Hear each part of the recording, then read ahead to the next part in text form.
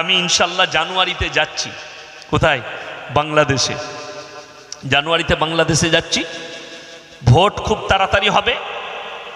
তিনি অন্তর্বর্তীকালের সরকার ডক্টর ইউনূস, আমি দোয়া দেব সেখানে এমন একজন প্রধানমন্ত্রী নিযুক্ত হোক যেন বাংলাদেশের মানুষ সুখে শান্তির সঙ্গে এবং আলেম উলামারা তারা যেন নির্ভয়ে এবং স্বাধীনতার সঙ্গে ইসলাম পালন করতে পারে। আর যেন কোনো আলেমকে আয়না ঘরে ঢুকতে না হয়। আর হাসিনাকে বলবো আপনি তাড়াতাড়ি চলে যান, বুঝতে পারবেন আয়না ঘর আপনার জন্য ইন্তেজারি করছে। বাংলাদেশের হিরো আলম মন্ত্রী হবে, এই বিষয় এইগুলো একদম হিরো আলম, সে তো মারাত্মক হিরো। প্রধানমন্ত্রী হলে ও যদি মন্ত্রী হয় তা ভালো হবে। কেন জানেন? কিয়ামতের আলামতের মধ্যে একটা বড় আলামত হচ্ছে মূর্খরা দেশ চালাবে, শিক্ষিতরা চুপচাপ বসে দেখবে। এটা কিয়ামতের আলামত। অশিক্ষিত মূর্খরা নেতা হবে, শিক্ষিতরা চুপচাপ বসে দেখবে। এটা কিয়ামতের আলামত। তো হিরো আলম হবে, এটা কোনো দ্বিধাবোধ নাই। এইটাও কিয়ামতের আলামতের মধ্যে একটা আলামত। তো আমি বলবো হিরো আলম যখন নিয়ত করেছে, আল্লাহ তার নিয়তকে যেন কবুল করে, বলুন আমিন। আমার ভাই, আপনারা সকলে নিয়ত করুন আজকে আমরা আমাদের ইমানকে বাঁচাবো। সকলে জোরে বলুন ইনশাআল্লাহ। এবং কোরআনের টাচে সবাই আসবো, জোরে বলুন ইনশাআল্লাহ। আলেমদের সংস্পর্শে আসুন। আপনার সন্তানকে দ্বীনি শিক্ষা দেন। আপনাদের সন্তানদের সঙ্গে সন্তানকে অর্ডার দেন ভালো জায়গায় বসার। কোথায় বললাম? ভালো জায়গায়। কোথায় বসবে? একটা নামাজির কাছে। একটা কথা আছে আমাদের বুদা বাংলায়, সঙ্গ দোষে লোহা ভাসে। শুনেছেন না শুনেননি? সঙ্গ দোষে লোহা ভাসে। সঙ্গ যদি ভালো হয় লোহা ভেসে যাবে। শুনেলেন? আপনার ছেলে যেখানে বসছে, যদি টাসের আড্ডায় বসে, 1 মাস পরে আপনার সন্তান কিন্তু টাস খেলতে শুরু করবে। আপনার ছেলে যদি মাতালদের দলে বসে, 1 মাস পরে সে হাফ গিলাসের মাতাল হবে। 6 মাস পরে সে ফুল গিলাসের, ফুল বোতলের মাতাল হয়ে যাবে। কিন্তু একটা ছেলে, আপনার সন্তান যদি নামাজিদের কাছে উঠা বসা করে, ইমামের কাছে উঠা বসা করে, ভদ্রলোকদের কাছে উঠা বসা করে, না সে ভাষা খারাপ শিখবে, সে বরঞ্চ ভদ্রই হয়ে যাবে। ঠিক কিনা কথা বলেন? শুনেলেন? ইমাম আবু হানিফা রাহিমাহুল্লাহকে একদল মহিলা এসে পর্দার আড়ালে দাঁড়িয়ে বললে, হে যুগের ইমাম, আপনি এত মাসলা মাসাইল হাল করছেন, একটা পুরুষ 4টা বিয়ে করতে পাবে, একটা মেয়ে কেন 4টা পুরুষ রাখতে পাবে না? যুগের ইমাম বললেন, কাল সকালে এসো, এখন উত্তর দেব। তারা চলে গেল, সকালে আসবে। ইমাম আবু হানিফা রাহিমাহুল্লাহ পেরেশান, বাড়িতে খানা খেতে বসেছেন। ইমাম আবু হানিফা রাহিমাহুল্লাহ খানা খাচ্ছেন, কিন্তু পেরেশানির ছাপ আছে মাথার উপর। পেরেশানির ছাপ আছে মাথার উপরে।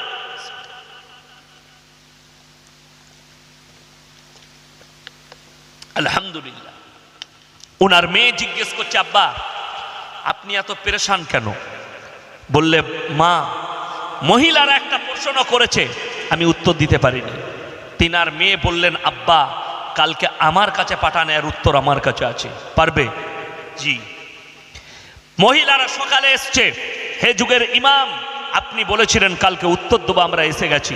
বলে, তোমরা আমার মেয়ের কাছে চলে যাও, তোমাদের উত্তর রাখা আছে। সেই মহিলারা ইমাম আবু হানিফা রাহিমাহুল্লাহর মেয়ের কাছে এলেন, আর এসে বললেন, হে তুমি কি বলেছিলে আমাদের উত্তর দেবে? বলে, বসে যাও বসে যাও, আমি উত্তর দেবো তোমাদের।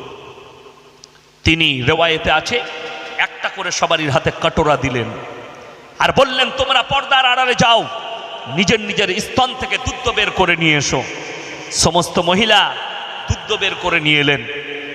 আনার পর একটা বড় পাত্রের মধ্যে সমস্ত দুধগুলো ঢেলে দিলেন যুগের ইমামের মেয়ে। এরপরে সমস্ত দুধগুলো যখন এক জায়গায় ঢাললো, মিক্স হবে না হবে না বাবা? মিক্স হয়ে গেছে। এরপরে তিনি বললেন, হে মহিলারা, তোমরা নিজের নিজের দুধগুলো এরপর বার করে নাও। সেটা সায়েন্সের যুগ ছিল না, টেকনোলজির যুগ ছিল না। সেই যুগে তিনি মাসলা হাল করছেন তিনার মেয়ে। তারা বললে, এ পাগল মেয়ে, দুধগুলো মিশে গেছে, এগুলো কেমন ভাবে বার করব?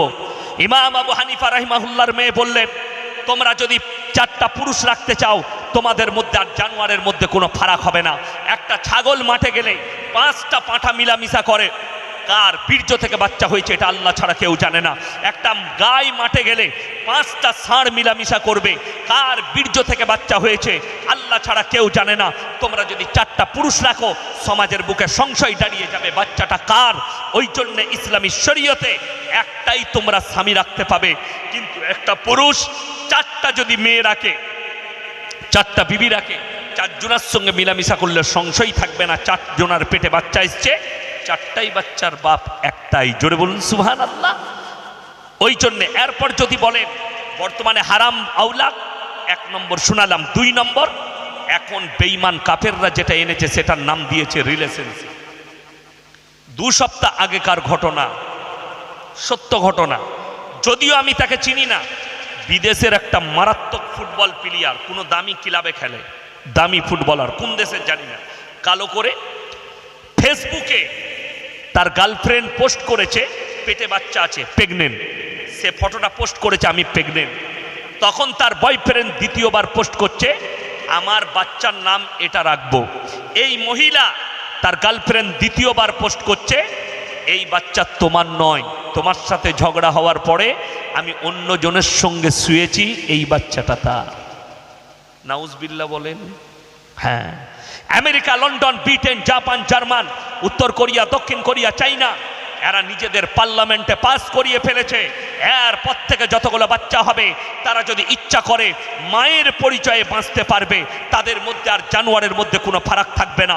মা রাস্তায় জিনা করবে, যার সঙ্গে ইচ্ছা মিলামিশা করবে, আর তার পেটে বাচ্চা আসবে, বাচ্চা পয়দা হবে, তার বাপের প্রয়োজন নাই, সে মায়ের পরিচয়ে বাঁচতে পারবে। আর ইসলামী শরীয়তে আল্লাহর কসম করে বলছি, কিয়ামতের সকাল পর্যন্ত ইসলাম পরিচয় দিয়েছে সন্তান ইনসানের পরিচয় বাপের দ্বারা, আর জানোয়ারের পরিচয় মায়ের দ্বারা। এদের মধ্যে আর জানোয়ারের মধ্যে কোনো ফারাক থাকবে না। এইটাই ইসলাম আর তাদের পার্থক্য। তাদের কাছে টেকনোলজি আছে। হে আমার যুবক যুবতী যারা পশ্চিমী দুনিয়াকে ফলো করছো, তাদের কাছে টেকনোলজি, তাদের কাছে নাসা, তাদের কাছে প্রযুক্তি। আল্লাহর কসম করে বলছি, পৃথিবীর সব থেকে দামি প্রযুক্তি, সব থেকে দামি আসমানি কিতাব কোরআন মজিদ আমাদের কাছে আল্লাহ তাআলা পাঠিয়েছেন। জোরে বলুন সুবহানাল্লাহ। যিনি গোটা পৃথিবীর বায়োডাটা ভরে দিয়েছে। যারা মডেলিংয়ের যুগ চাইছো, সেই যুবক যুবতীদিকে বলি, এই স্কুল পড়ুয়া, কলেজ পড়ুয়া যুবকরা, তোমরা যে জিনায় লিপ্ত হচ্ছ, তোমরা যে ব্যভিচারে লিপ্ত হচ্ছ, তোমরা যে যৌবনকে নষ্ট করছো, তোমাদেরকে বলে দিই, তোমরা যে মডেলিংয়ের যুগ চাইছো, আল্লাহর কসম করে বলে যাচ্ছি, কোরআন যেদিন আল্লাহ অবতীর্ণ করেছেন সেই দিনও মডেলিং ছিল, আজও মডেলিং আছে, আর কিয়ামতের সকাল পর্যন্ত মডেলিং থাকবে। জোরে বলুন সুবহানাল্লাহ। কৃষ্ণনগরে যদি কোনো বিদ্যা আশ্রম থাকে, সকালবেলায় গিয়ে দেখে আসুন। কলকাতায় বিদ্যা আশ্রমে যান, সেখানে সব থেকে বেশি বিদ্যা আশ্রমে যারা আছেন, যিনারা বিদ্যারা আছেন, তারা কারা? ডাক্তারের মা, প্রফেসরের মা, ইঞ্জিনিয়ারের মা, IPS এর মা, সব শিক্ষিতদের মারা সেইখানে ভরা আছে। আল্লাহর কৃপায় সবাই জোরে একবার বলুন সুবহানাল্লাহ। এই জন্যই বলছি, এই দাড়ি টুপির বরকতে, কোরআনের বরকতে, রসুলের বরকতে, মাদ্রাসার মসজিদের বরকতে, আল্লাহর কৃপায় এই ভারতের মাটিতে মুসলমানদের একটাও বিদ্যাশ্রম নেই। জোরে একবার বলুন নারায়ে তাকবীর। গোশ খাও না তোমরা? কই নদিয়া মুর্শিদাবাদ মানেই তো গরু। এমনি বলে গিয়েছিল যোগীজি মালদায় এসে 24 ঘন্টা কি अंदर গায়ে কাটনা বন্ধ কর দেंगे। একটা কথা মনে পড়লো, 1 সপ্তাহ আগে একটা ছেলে ফোন করেছে, স্যার আমি আপনার অনেক বক্তব্য শুনি, কিন্তু আমি একজন অমুসলিম ভাই। আমরা আলহামদুলিল্লাহ, বলো। বলে আমি কয়েকটা প্রশ্ন করব। কি ব্যাপারে? বললে আপনি উত্তর দিবেন? আমি অবশ্যই উত্তর দেব। বললে স্যার আপনাকে ভালোবাসি, আপনি মায়ের দুধ খান, খেয়েছেন? আমি অবশ্যই খেয়েছি, ছোটবেলায় মায়ের দুধ খেয়েই মানুষ হয়েছি, মায়ের দুধ খেয়েছি। বলে গায়ের দুধ খান? আমরা অনেক খেয়েছি। আমি যখন বাচ্চা ছেলে, এই আমার মোল্লা আইনুল ভাই, আমাদের বাড়িতে তখন একটা করে গাই থাকতো, ছানিও কেটেছে, গাইকে খেতে দিয়েছে, আমাদেরকে কোলে করে মানুষ করেছে মোল্লা আইনুল ভাই। আব্বাজানের খুব খাস। আমাকে সেদিন নদী একজন জিজ্ঞেস করছিল, বাবুন পুকুরে ক টাকা নিচ্ছ? আমি বললাম আইনুল ভাই দাওয়াত দিয়েছে। আমি বললাম জানো তোমরা আইনুল ভাই কে? বলে কে? আমি বললাম আমার বাপের বাপ, ওটা আমার দাদু। কি বুঝলেন কেন বললাম? আমার আব্বাজি বাপজিই বলে, সন্তানের মতো ভালোবাসে। আব্বাজানের যে স্টুডেন্ট ছাত্ররা ছিল আজও বাপের মতনই শ্রদ্ধা করে আব্বাজিকে। তো আমি বললাম গায়ের দুধ খেয়েছি।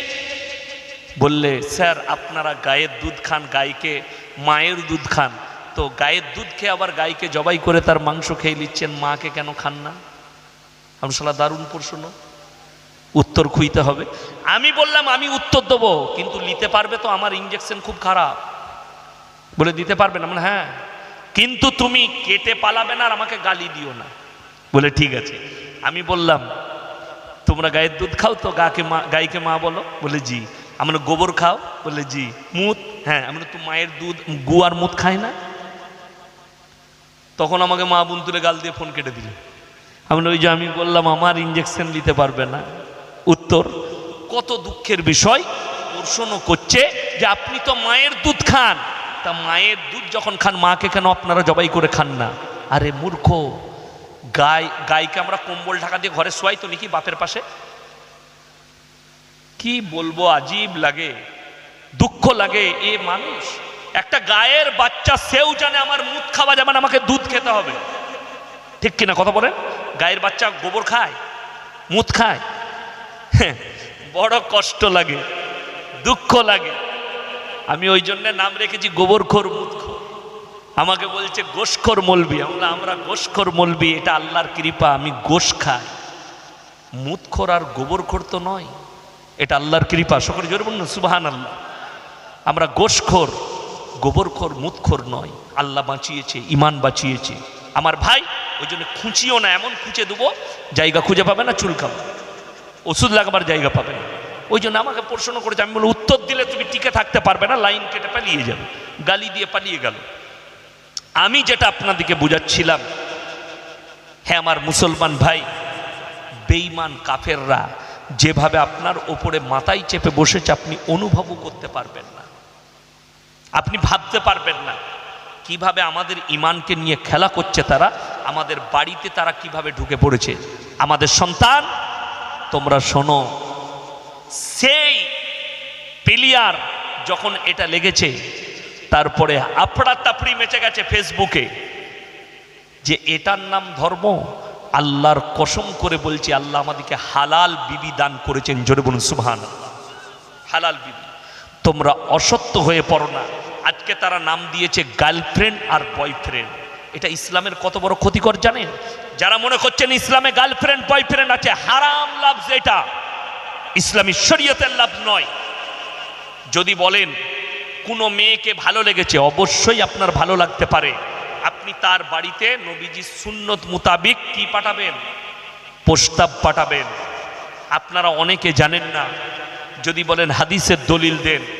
রসুল আকরাম সাল্লাল্লাহু আলাইহি সাল্লামের কাছে উনার মেয়ে ফাতেমাতুজ জাহরা রাদিয়াল্লাহু তাআলা আনহার জন্য প্রথম বিবাহের প্রস্তাব নিয়ে গিয়েছিলেন। তিনি হচ্ছেন হযরতে উসমানে গনি রাদিয়াল্লাহু তাআলা। আল্লাহ নবী বললেন, আলী তুমি দেলমোহর নিয়ে এসো। হযরতে আলীর কাছে দেলমোহরের টাকা ছিল না, নিজের যুদ্ধের জামাটা বিক্রি করতে গিয়েছিলেন মার্কেটে। কাকে বেচলেন? হযরতে উসমানে গনি রাদিয়াল্লাহু তাআলা। উনাকে বেচলেন, টাকা নিলেন। আবার হযরতে উসমানে গনি ওই যুদ্ধের জামাটা গিফট করে দিলেন, হাদিয়া করলেন হযরতে আলীকে। হযরতে আলী বললেন, ভাই আপনি কিনে নিলেন, আবার আমাকে গিফট করলেন। হযরতে উসমানে গনি চোখের পানি ফেলিয়ে বললেন, হে আলী, আজকে আমি ভাগ্যবান আল্লাহর কাছে যে আমার পয়সা আল্লাহ রসুল সাল্লাল্লাহু আলাইহি সাল্লামের মেয়ের বিয়েতে দেলমোহর হিসাবে কাজে লাগবে। জোরে বলুন সুবহানাল্লাহ। এটা ছিল সম্প্রীতি, ভালোবাসা, মহব্বত। হে আমার যুবক, তুমি যেটাকে প্রেম বলছো, ইসলামী শরীয়তে হারাম। প্রতিবেশীর সঙ্গে প্রেম জায়েজ আছে, আত্মীয় স্বজনের সঙ্গে তোমরা যে প্রেমটার কথা বলছো ওটা শরীয়ত সম্মত হারাম এবং জিনার কাজ। আজকে মুসলমান আমরা নিজেদের সন্তানকে নিজেরা জিনায় লিপ্ত করাচ্ছি। একটা বিবাহ, এটা নবীজির সুন্নত না সুন্নত লয়? সুন্নত। এরপর বলে দিই, এই বিবাহ যারা করছে, 100টা মুসলিম পরিবারে বিয়ে হচ্ছে, 90টা হারাম কাজ হচ্ছে বিয়েতে, 90টা বিয়েতে হারাম কাজ হচ্ছে সুন্নতের খিলাফ। কেন? ইমামের টাচে থাকে না, গ্রামের মলবি থাকলে তাকে ডাকে না। আমার মেয়ের বিয়ে দিচ্ছি, সুন্নত তরিকা কি এসছে ছেলেপক্ষ বলে দেন, মেয়ে ছেলের বিয়ে দেবো, মৌলী সাহেব আপনি গ্রামের ইমাম, আপনি আমার সাথে চলুন, আমার ছেলের দিন ঠিক করব, আপনি খালি বসে বলে দিবেন, এইগুলো শরীয়ত সম্মত। অবাক লাগে কি জানেন, একটা বিয়েতে গান বাজনা হচ্ছে। আপনাদের এখানে আশা করি বিয়েতে গান বাজনা হয় না, আমার হয়, ভালো জিনিস, মাঝে মাঝে নাচবেন। এখন তো অনেকজন হিজড়ে নাচাচ্ছে, বড় কষ্ট লাগে। আমি সেদিনে বলছিলাম মাদ্রাসায়, মৌলী সাহেবকে ডেকে মিলাদ দিচ্ছে, বিটির বিয়ে যেন বরকত হয়। মৌলী সাহেব মিলাদ করে চলে গেল, সেই বক্সেই সকাল থেকে আবার গান শুরু। ঠিক বললাম না ভুল বললাম? তো বরকত কোথায় খুঁজে পাবি? একটা ইমামকে বিয়ে পড়ানো 1000 টাকা হারামখোর দিতে চাই না। যদি 1000 টাকা ইমাম সাহেব চেয়ে নেয় যে ভাই এই যুগে আর 500 টাকা আছে, 1000 টাকা দেন, হারামখোর চায়ের দোকানে ইমামের নামে সমালোচনা করবে যে চেয়ে 1000 টাকা রেখে নিয়েছে, আমাদের মান সম্মান গেছে, একে ইমামকে গ্রাম থেকে তারা চেয়ে টাকা নিলে মান সম্মান চলে যাবে তোমার গ্রামের। আর হারামখোর গান বাজাচ্ছ, হারামের আউলাদের মতো গান আর বাজনা, ড্যান্স করছো, দেহ ব্যবসায়ীর মতো বাড়ির মেয়েদিকে নাচ করাচ্ছ বক্স বাজিয়ে, ওটার জন্য তোমার সম্মান বেড়ে যাবে, তাই না? তুমি ইসলাম বুঝেছো, মরণের পরে বুঝতে পারবে যে বিয়েতে গান বাজনা ইসলামী কৃষ্টি কালচার বাদ দিয়ে শয়তানের কৃষ্টি কালচার হবে। কাগজ থাকে তা নোট করুন, তাদের দাম্পত্য জীবন সুখী হবে না, তাদের আউলাদ হলে কখনো তারা দিনদার আউলাদ হতে পারে না, নেক সন্তান হবে না। যতগুলো সন্তান হবে বদ্দিন সন্তান, মেয়ে হোক আর ছেলে হোক। আমি বলে যাচ্ছি বুক ফুলিয়ে, আজকে 17টা বৎসর দুঃখের সঙ্গে বলছি, না আমার বাবার ফ্যামিলি, না আমার বিবির ফ্যামিলি কোনো আত্মীয়র বাড়িতে বিয়ে খাওয়া ছেড়ে দিয়েছে হারাম কাজের জন্য, নাচ গানের জন্য। না আমার ফ্যামিলি যায়, না আমি কেউ কি যেতে দিই, না আমি নিজে যাই না। খালি এটার কারণে ছেলে মেয়ে এক প্যান্ডেলে বসে হারামের মতো খাচ্ছে, আর মেয়েরা নিজেদের দেহ দেখাচ্ছে, আর সেখানে হারাম কাজ হচ্ছে, জিনায় লিপ্ত হচ্ছে। অথচ একটা ইমামকে 500 টাকা দিবে না, আর হারামখোর 10,000 টাকা খরচ করে ডিজে বাজিয়ে ড্যান্স করছে 3 দিন থেকে। যদি কোনো মৌলবি দেখাতে পারে লিয়াহেবেন হাদিসগুলো বাবুনপুকুর মাদ্রাসায়, বিয়েতে লগ্ন ইসলামী শরীয়তে আছে, বিয়েতে গায়ে হলুদ ইসলামী শরীয়তে আছে, বিয়েতে ড্যান্স আছে, বিয়েতে সব থেকে বড় জিনিস যেদিনে লগ্ন হচ্ছে আই বড় ভাত বলছে আমাদের বর্ধমানে, আপনাদের কি বলে আই বড় ভাত, সেই দিনে রং খেলা হচ্ছে। নন্দাই সেলোজের গায়ে রং লাগাচ্ছে, জিনা করার সমান পাপ হবে। তোমার বিবি জিনা করেছে, যদি সেলোজের গায়ে, সে যদি নন্দায়ের গায়ে হাত লাগিয়ে, গালে হাত লাগিয়ে যদি লাগায়, রং লাগায়, নন্দায়ের পিঠে হাত দিয়ে রং লাগায়, জেনে রেখে দিবেন আপনার বিবি জিনায় লিপ্ত হলো, জিনা করার পাপ হবে। এই গান বাজনা মজ মস্তি, এটা পশ্চিমী দুনিয়ার আখলাক। আলেমরা বসে আছে, জিজ্ঞেস করুন, রসুলের জামানায় মসজিদের ভেতরে নিকাহ হয়েছে, মসজিদের ভেতরে বিচার হয়েছে, যার কারণে মানুষ মিথ্যার প্রশ্রয় পায়নি। আজকে প্যান্ডেলে বিয়ে গেছে, যত রকমের হারাম কাজ, বেঈমান কাফেরের আখলাক আমাদেরকে ঘিরে ধরে নিয়েছে। আজকে বিচার যখন কিলাবে গেছে, সমস্ত মিথ্যা চলে এসছে, আমাদেরকে ঢেকে নিয়েছে। আর কিলাবে বিচার হলে মিথ্যাই বিচার হয়। মিথ্যা বলতে সহজ, মসজিদের ভেতরে অনেক লোক মিথ্যা বলতে ভয় খায়, খাই না। ওই জন্য দেখবেন মসজিদের ভেতরে সবাই ঢুকতে চাই না। আমাদের দেশের সিস্টেম খুব ভালো, গ্রামে বিয়ে করতে এসছে ধুবুলিয়া থেকে, মোল্লাপাড়ায় ঢুকিয়ে বলছে মসজিদটা কোথায়, হজরত 2 রাকাত নামাজ পড়বে, উজু করে মসজিদের 2 রাকাত নামাজের নিয়ত বেঁধেছে। ইমাম সাহেব মনে মনে করছে আল্লাহ জামাই একখানা পেয়েছে, ওলি জামাই। জোহরের যখন আজান হয়েছে, নামাজ হচ্ছে, হারামখোর আমতলায় বসে সিগারেট খাচ্ছে, ও আর নামাজ পড়বে না। ঠিক বললাম না ভুল বললাম? এই হচ্ছে আমাদের অবস্থা। যেমন 3টে কোয়ালিটির নামাজি আছে, কটা বললাম? 3টে। এক হচ্ছে 5 ওয়াক্তের নামাজি, আলহামদুলিল্লাহ তারা 5 ওয়াক্তের নামাজ পড়ে। 2 হচ্ছে জুম্মার নামাজি, আর 3 নম্বর হচ্ছে ঈদ বাকরা ঈদের নামাজি। ঈদের দিনে সব থেকে বেশি লাফায় কোন মালগুলো? যারা জীবনে নামাজ পড়ে না তারা।